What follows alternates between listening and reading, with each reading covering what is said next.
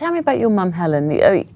Tragically, you've had first-hand experience of dementia, haven't you? What happened to your mum? She was 58 years old when she was diagnosed with dementia. Pick's disease, actually, which is a form of dementia. A lot of people think Alzheimer's disease is, dementia, but it's not. There's many different types you can get, and unfortunately she got Pick's disease at a very young age. It can affect you at any age. You don't have to be just an old person to get it. And then she passed away at the young age of 64. And did it take a long time for your mum to get diagnosed properly? What was that like? Yeah, I would say it was a good year. We noticed there was problems with her being confused. And then my father, Alan, got a call from her workplace. She was working for the NHS as a medical secretary. And obviously you can't make mistakes in that kind of job.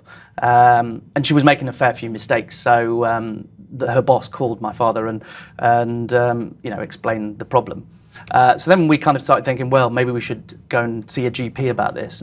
But the diagnosis then took, I would say, nearly a year. And your mum was a medical secretary. She was probably working in a medical environment every day. Exactly, yeah. And when she was finally diagnosed, did you notice the difference in terms of the treatment that she could now get and the support that you got as a family? Did it make things better? More the support, I would say. The Alzheimer's Society are a fantastic charity.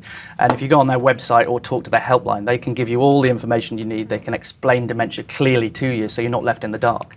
I know you're an ambassador. You've been an ambassador for several years now, haven't you? You've done some amazing things. We've got some fantastic pictures of you kind of cycling to Paris, up the Eiffel Tower with your bike, and we'll have a look at those shots in just a few minutes' time. But Jeremy, although you are looking very resplendent, but that was hard work, wasn't it? Yeah, How much did you raise on that? I think that's about 310 miles cycling from Greenwich to the Eiffel Tower there. And then to lift your bike up. Yeah. But Jeremy Hunt today says dementia is one of the biggest challenges facing the UK, and he's likened it to, the fight against HIV, the fight against cancer. Would you agree with that? Oh, exactly. I mean, dementia, I think people are more scared of it than any other disease, I would say. And Why do you think they are?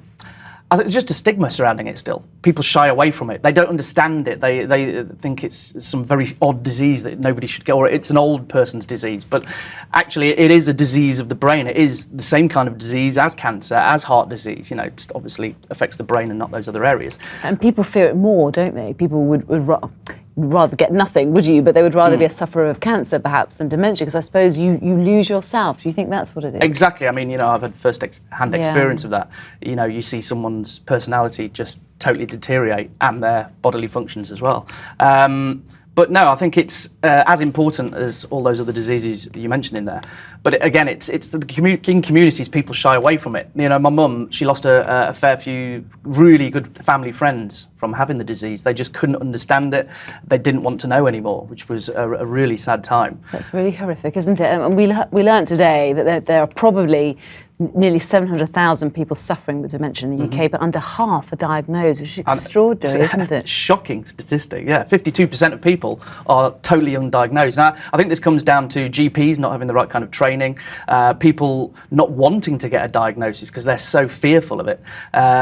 People don't understand it enough to go to their GP and kind of push for a diagnosis. That's what they should do. So what do you make of this website that Jeremy Hunt's launched today? The idea of, I suppose it's great to know what's like in your area, but it's kind of naming and shaming, parts of the NHS or parts of the NHS which deal with dementia. Is that a good idea, do you think? Well, I think hopefully that it'll give them a kick up the bum to kind of train their GPs better, to make people more aware. I mean, the Alzheimer's Society runs something called Dementia Friends, and you can join up with the Dementia Friends and you can learn all about dementia and what it is and how to deal with it. And then the community can then, spot the signs of someone with dementia and help them through the process. I mean, if you were Jeremy Hunt for the day, or you were Prime Minister, what would you do? Because clearly you're so passionate about this. What needs to be done? Well, if it is the kind of the time bomb that we think it is. Well, it is. I mean, there's going to be over 1 million people in this country in about 10 years with dementia, and it's just going to grow and grow and grow. 1 in 3 people will suffer from dementia over the age of 65 or younger, like my mum. It needs more money pumping into it. Cancer gets billions of pounds more into their research and help for cancer, but Alzheimer's disease, dementia seems to kind of be put to the side. And just briefly, Richard, for people who are watching who might be in the same situation that you were in with your family, what should they do you think? Well, the first thing you should do is not be worried. Go to your GP, explain the symptoms you have, and push them for a diagnosis. Try and get booked into a memory clinic. Sometimes the waiting times are longer, probably in some of these areas where you're saying the percentage is lower that people are diagnosed. But you will get there eventually. And the Alzheimer's Society, of course, will give you all the information you need. Okay, we appreciate you coming on. Thank you so much. Nice to meet you.